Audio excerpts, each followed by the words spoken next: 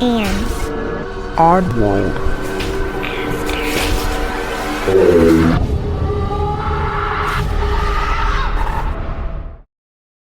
Hey oddballs, I'm your host Jensen, and welcome to episode 177.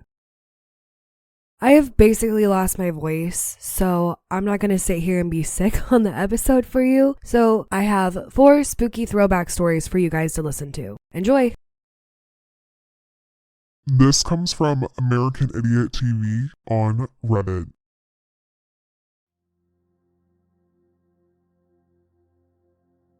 I was just talking to my uncle, who is a retired sailor, and he told me a story that I felt was perfect for this subreddit.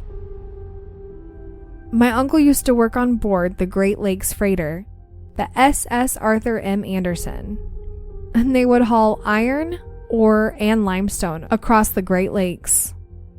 One day, at around 7 p.m. in November 2007, they were crossing Lake Superior on their way to Cleveland, Ohio, when they started receiving distress calls on their radio from an unknown vessel claiming to be the SS Edmund Fitzgerald.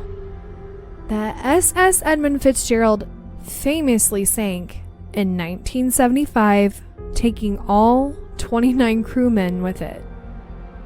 Well, he said at first they all thought it was some kind of distasteful prank until they checked the radar and found that there were no other ships around for at least 70 nautical miles, and the range on their radios are only 60 nautical miles.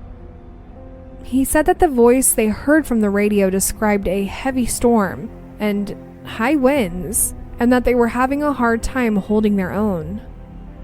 My uncle said you could hear true fear in the man's voice from over the radio. But the thing was, there was no storm at all. In fact, the water was calm and the night was clear. At around 8 p.m., my uncle described, the distress calls on the radio came to an abrupt stop, leaving the whole room in a terrifying silence. The radio stayed quiet for the rest of the night. Nobody was able to sleep that night, haunted by what they had witnessed.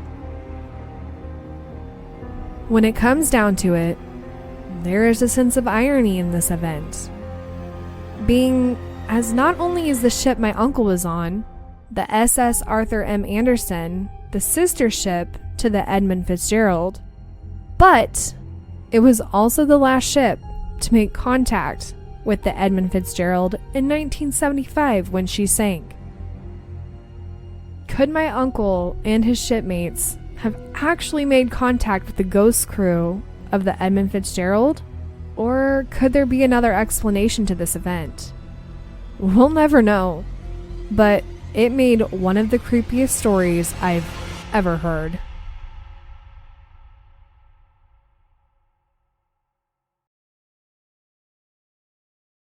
This comes from potential_suspect_57 on Reddit. Every time something bad is about to happen, my closet starts vibrating when I'm in the room. I'm someone who isn't a firm believer of the paranormal, but the timing of this whole thing is uncanny. It started about 6 years ago, in a very aggressive way. Bangs on my glass nightstands every time I would turn around, the heavy chains on my home gym rattling, the TV turning on blank in the middle of the night, the door creaking. This makes no sense, since we built a modern house and I'm the only one experiencing this. It made several ex-girlfriends terrified when staying the night. Like it was always targeting them. These relationships ended horribly, by the way. Once these bad or life-altering events happen, it stops for a while. I don't feel negative energy when entering my room. And despite the inconvenience it brings, don't sense any ill intention. What's the point of sending me warnings when I have no idea what's going to happen?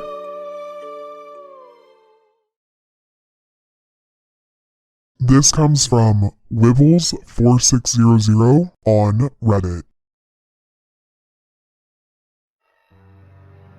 I lived in Union, Maine for the first 14 years of my life. It was a beautiful blue farmhouse with a huge basement, backyard, and blueberry field. I had been hearing some strange sounds coming from the basement, and my mom never wanted me to go down there.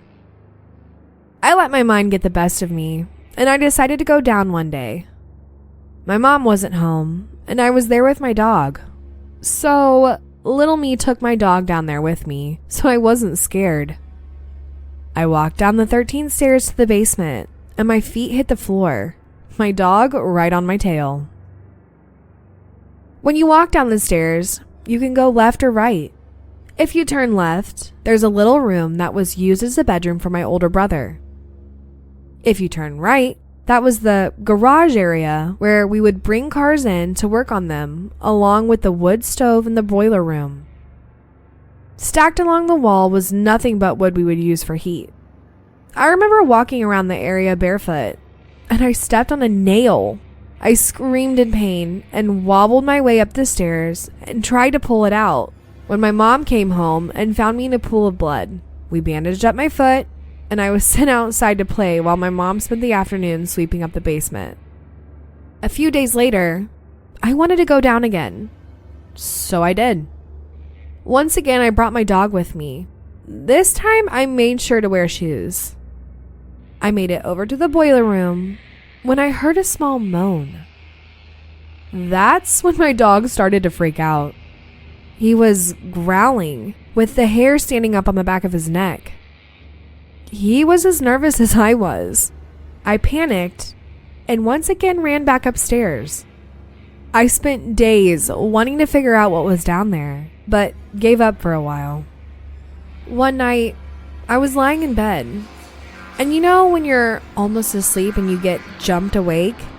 Well, I jumped, and when I did, I kicked my dog in the process and fell onto the ground, unable to move. The only thing I could move was my eyes, and they darted across the room in a corner I was always scared of. There, stood in that corner, was a tall black shadow. I tried to scream, but nothing came out. I started to sweat as it walked over to me, and it stopped right at my bedside. I looked at the clock, and it said 2:07 a.m. This is when my body awoke. I looked back at my clock, and it said 7:02 a.m. I was asleep the whole time. I told my mom about it, but of course no one believed me. I wanted so bad to know what this thing was. A few weeks later, I had just come home from school, and my mom wasn't home. So I didn't do my homework, as kids do, and I wanted to play. My neighbor was home, so I decided to have him come outside and play with me in my basement. This is when things took a dark turn. He brought a Ouija board. We played around on it at the table downstairs when a pin spun around and hit me in the gut. He laughed and thought I did it on purpose. When we both let go of the board, that's when the lights started to flicker and the board flipped up on its side. He threw it into the wood stove, but it wouldn't catch fire. That's when we knew we needed to get out of there. We started to run up the stairs when I was pushed down them. He didn't stop until he was at the top, when he finally noticed. Things finally started to calm down and went back to normal. My dreams kept repeating themselves, and I eventually seeked out therapy. There are plenty more stories I want to share, so I will continue posting them. This comes from best-extreme4280 on Reddit. I've had my fair share of paranormal activity, so it hasn't been much of an issue to me at all most of my life. But recently, it's been increasing and becoming more frequent. 2 weeks ago, I was on a FaceTime call with my boyfriend. I go into my room with all of the lights off as we are about to watch a scary movie. And he asks me if my dog was in my room, which I replied, no, he's not. My boyfriend then asked if I was close to the camera.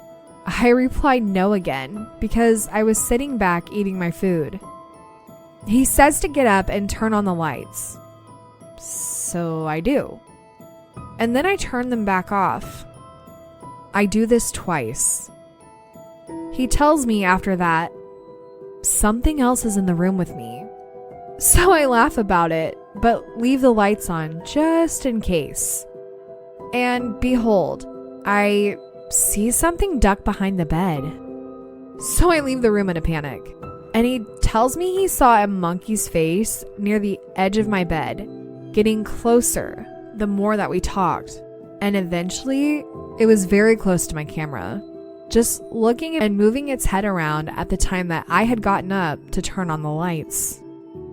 When I did, it vanished, but returned after the lights got cut off again, but wasn't seen after they cut back on. Not too long after, I relocated to the living room.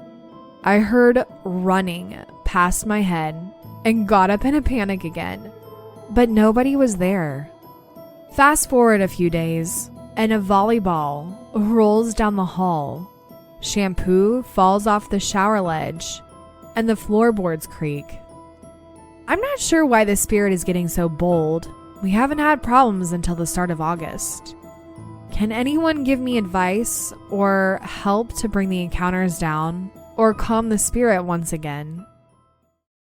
Oddballs, thank you for listening.